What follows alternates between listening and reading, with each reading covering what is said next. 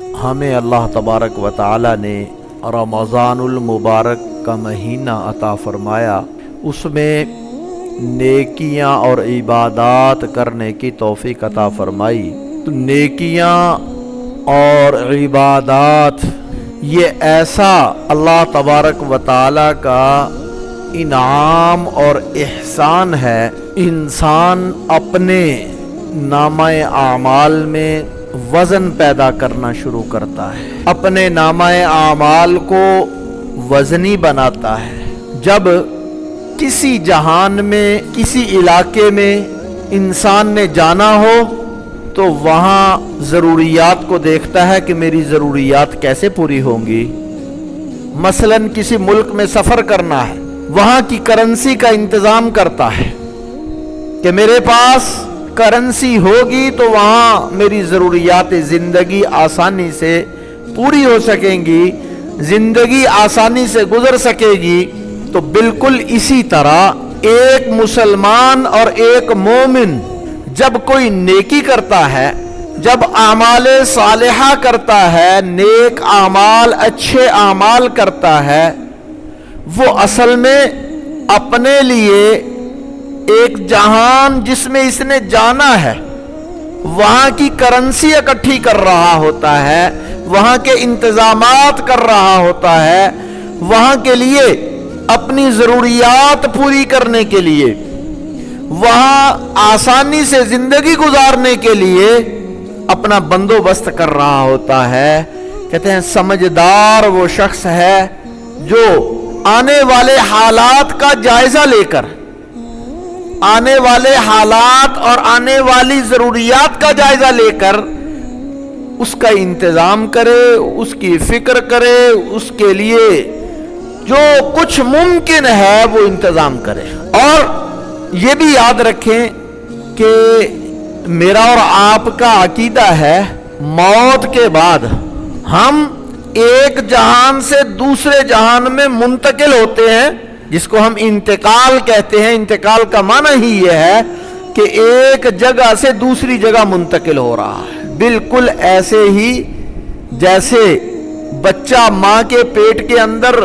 پہلے اس کے اندر جان پڑتی ہے، جان جب پڑتی ہے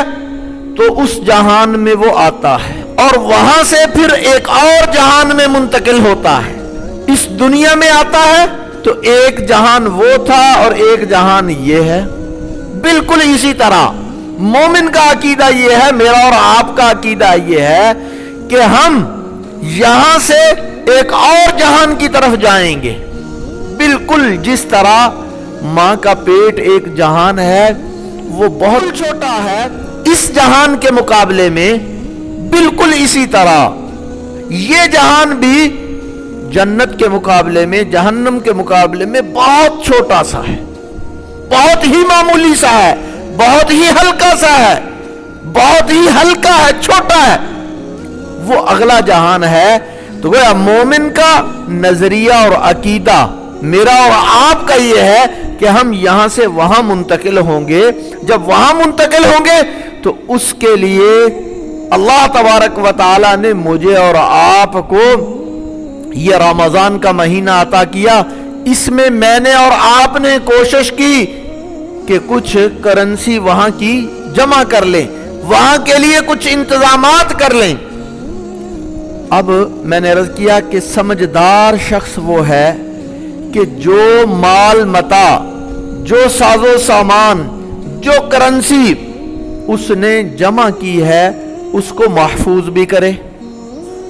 اس کو ضائع ہونے سے بچائے۔ دیکھیے دنیا میں کوئی انسان کاروبار کرتا ہے، کاروبار کرتے ہوئے ملازمت کرتا ہے، ملازمت کرتے ہوئے اگر اس کے پاس کوئی سامان آ جائے، کوئی مال ملے،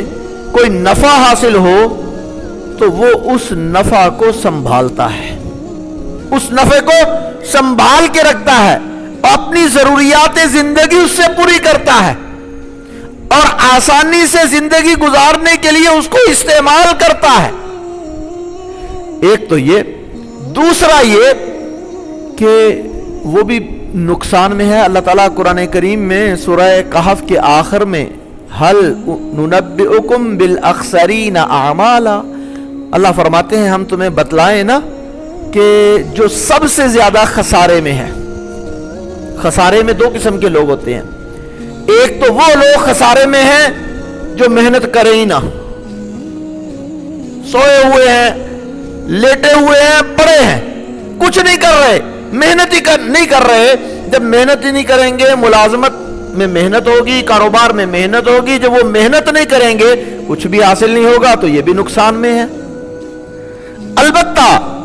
इससे ज्यादा खसारे में वो शख्स है जो मेहनत करे, मेहनत करके माल हासिल करे,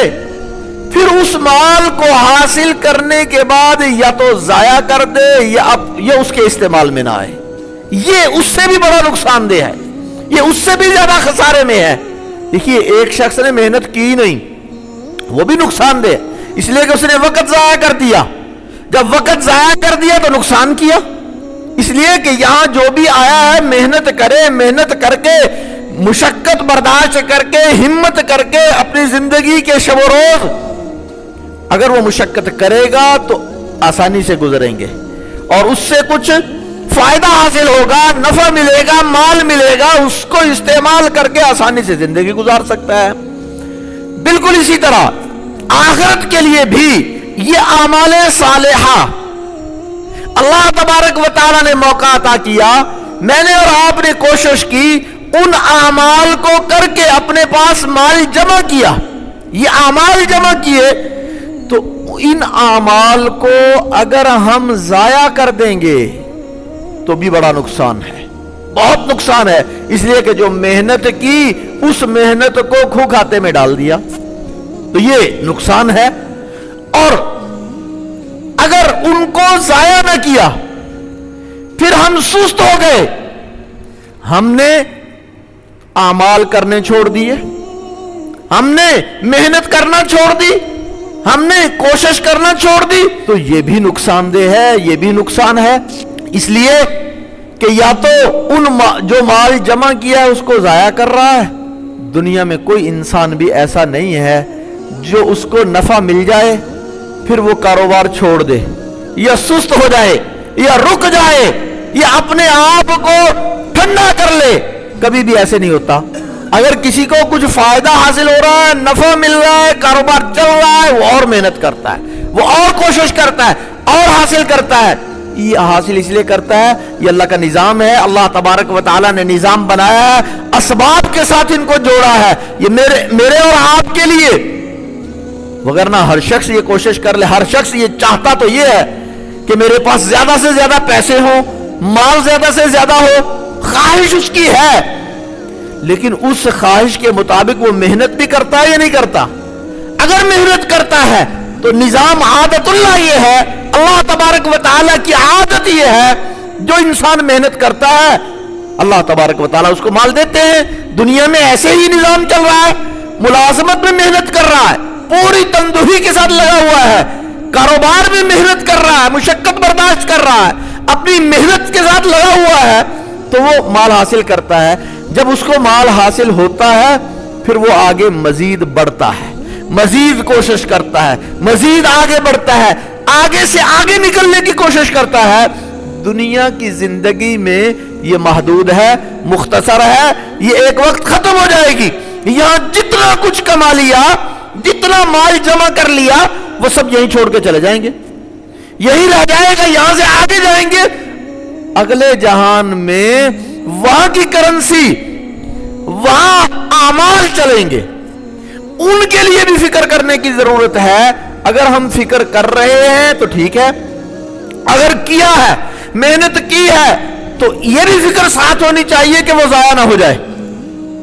जो आमाल हासिल किए हैं, जो करेंसी मैंने वहां के लिए इंतजाम किया है, वो जाया ना हो। तीसरी चीज, कोई भी कारोबारी शख्स, मुलाजमत पेशा शख्स, कोई भी,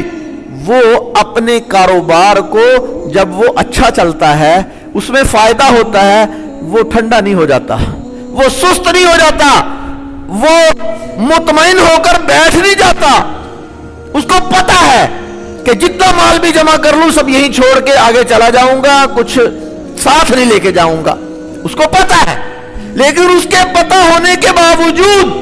وہ زور لگاتا ہے. جب مال آتا ہے اور زور لگاتا ہے, مال آتا ہے اور زور لگاتا ہے اور محنت کرتا ہے.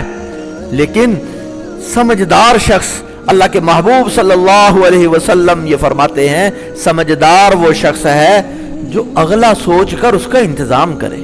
اور اگلا سوچ کر یہاں دنیا میں تو انتظام کر رہے ہیں, اس کی محنت کر رہے ہیں, اس کی کوشش کر رہے ہیں, لیکن مجھے اور آپ کو, ہر مومن کو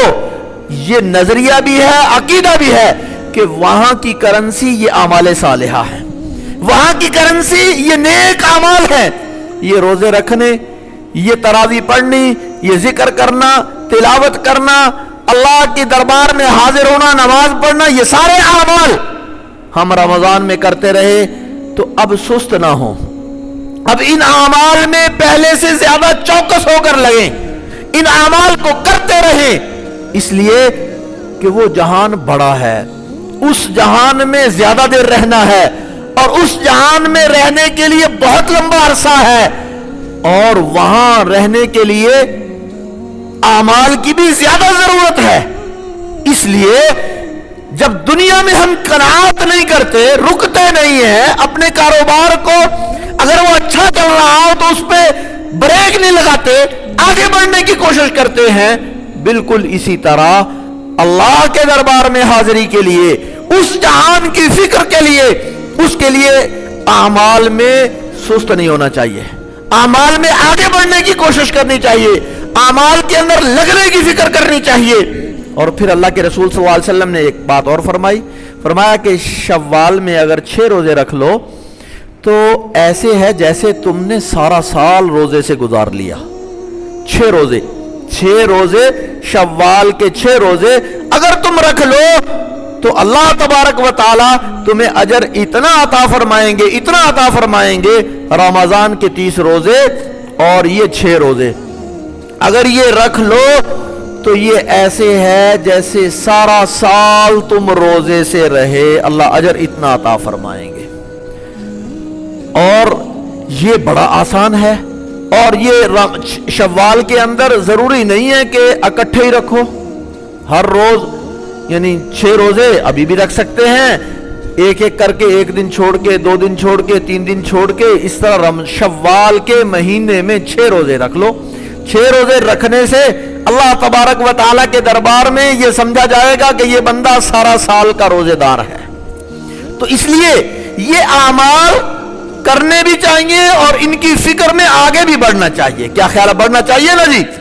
یہ اعمال ایسے ہیں, یہ میری اور آپ کی ترقی ہے, اصل ترقی وہاں کی ترقی ہے. جب یہاں دنیا کے معاملے میں ہم رکتے نہیں ہیں تو آخرت کے معاملے میں تو ہمیں رکنا نہیں چاہیے, اس لیے کہ یہ اعمال تو یقیناً میرے اور آپ کے ساتھ جائیں گے, ان کا فائدہ بھی زیادہ ہے. تو اس لیے